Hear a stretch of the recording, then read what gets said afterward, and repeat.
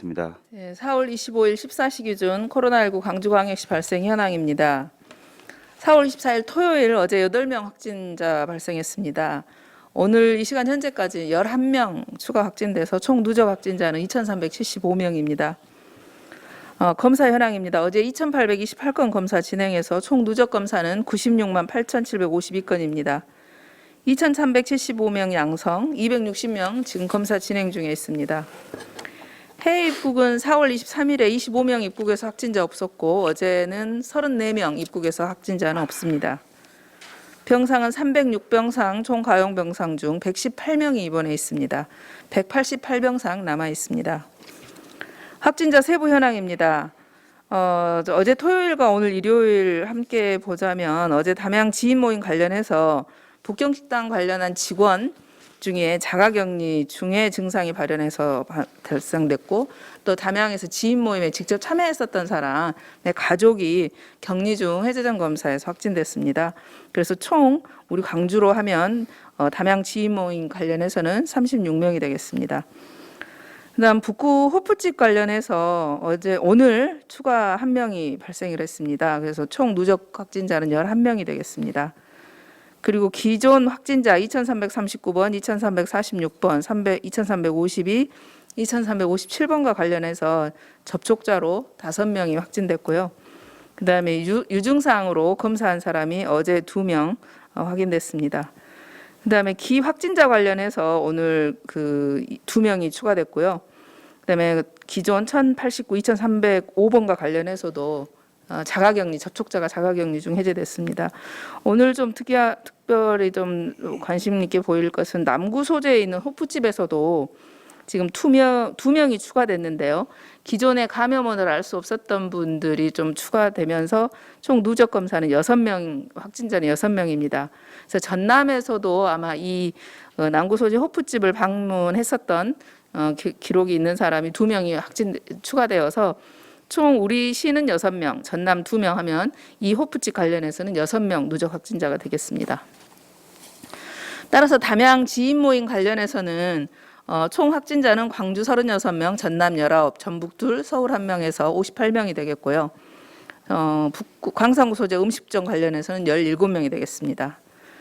지금 광산구 소재 재가노인복지센터 관련해서도 2,351명이 확진되면서 요양보호사 검사 과정에서 요양보호사도 1명이 확진됐습니다.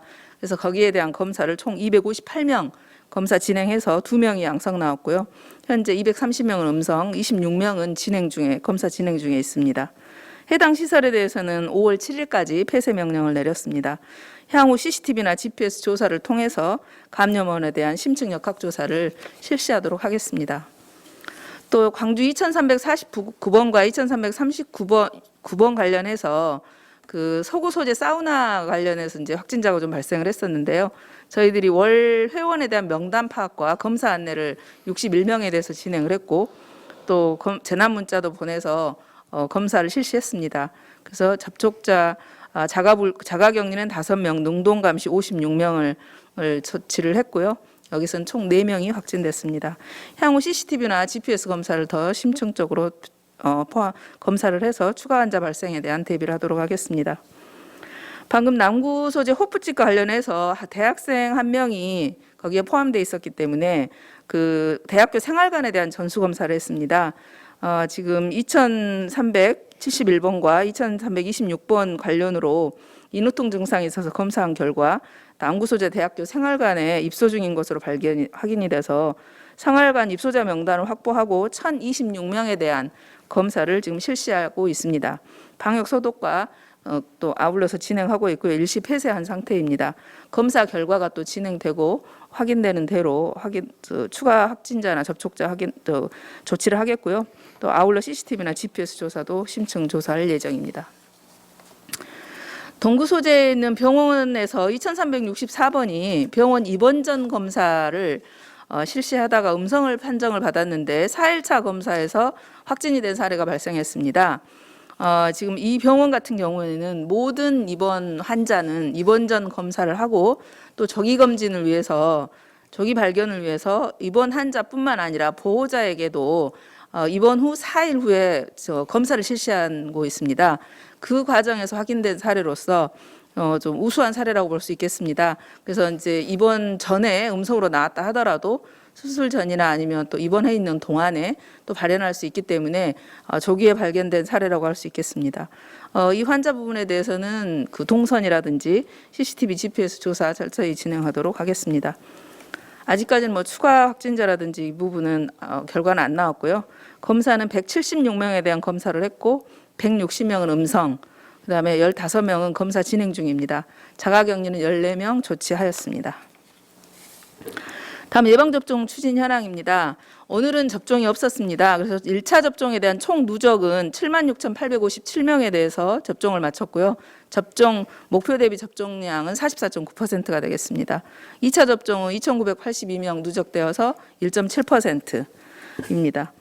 이상 반응은 어제 아스트라제네카 접종을 받고 발열, 근육통을 좀 호소하시는 분이 계셔서 총 누적 이상 반응자는 216명이 되겠습니다. 아울러 지금 오늘 확진된 확진자 중에 한 명이 아스트라제네카 접종한 지 한 달 정도가 지났는데 확진이 됐습니다. 따라서 지난번 이제까지 우리 시에서는 접종을 하고 2주 이내에 확진이 된 사례는 화이자 백신 경우 1명, 그다음에 아스트라제네카 백신 1명이었는데요. 오늘 확진된 사례는 지금 거의 한 달 정도 되었는데 확진된 사례입니다. 따라서 이제 이런 사례 같은 경우에는 당연히 2주 이전에는 항체 형성기가 아직 아니기 때문에 확진될 수 있습니다.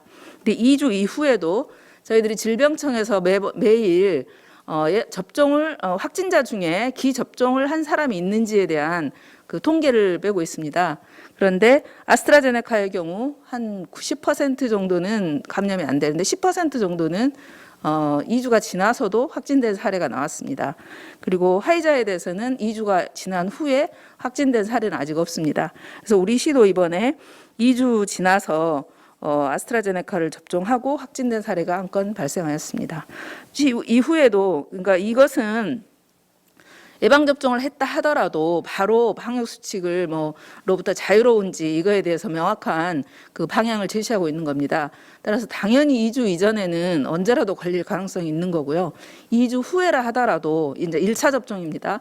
2주 후에라 하더라도 감염될 수 있다는 것을 명심하셔서 접종을 하였더라도 방역수칙 준수는 철저히 해주실 것을 다시 한번 당부드리겠습니다. 이상입니다.